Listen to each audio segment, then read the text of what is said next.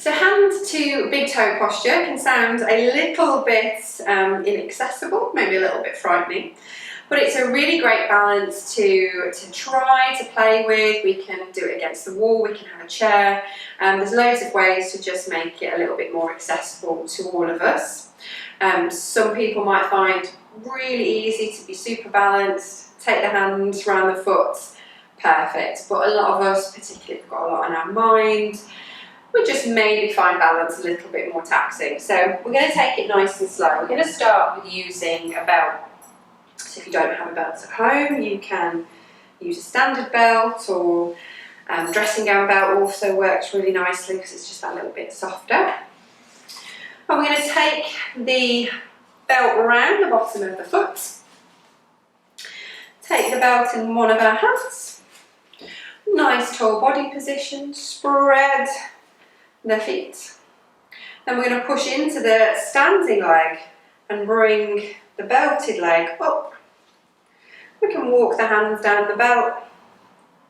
And we've just got the foot nicely lifted. And we can have the belt on either side of the leg. We can start to straighten out the leg if that feels good, or we might just stay here. The standing side of the body, we can have the arm all the way out. We can have the hand on the wall if you want that extra bit of help, or just hand to the hip. So if we're straightening the leg, we might have a little play with taking it out. Put a little bend in the knee just so we're not tempted to lock into the joint. Lovely tall body. When we're ready to come out, we lower down, and you might want to just walk out the legs. See how it feels. See what's happened on either side. Then when you feel ready, you're going to swap it over to the other side. So ways to move this on if that feels really comfortable for you. We can start with the belt again.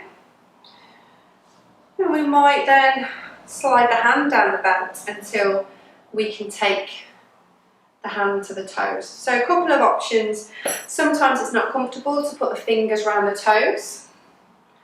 It might feel great there, or you might just be having the hand around the foot. And then we start to take the leg out long, little bend. Again, standing side here can be arm out, hand on the wall, hand on the hip. And you can take it out. If we have the fingers around the big toe, and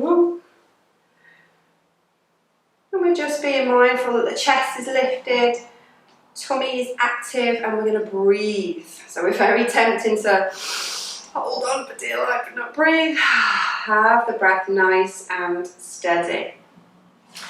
So like I said, we can have the wall.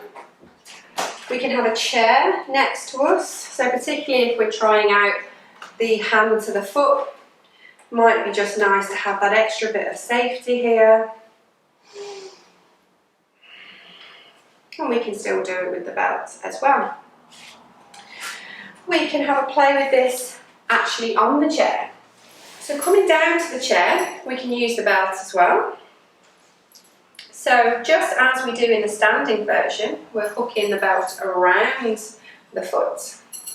We're going to lift it up, and it might be easier in the sitting version to hold on to the foot, but the belt can just make things a little bit more easy to move, particularly if we want to straighten the leg, if we want to take it out. Bring it in, and we can keep this nice and dynamic, or we can pause it.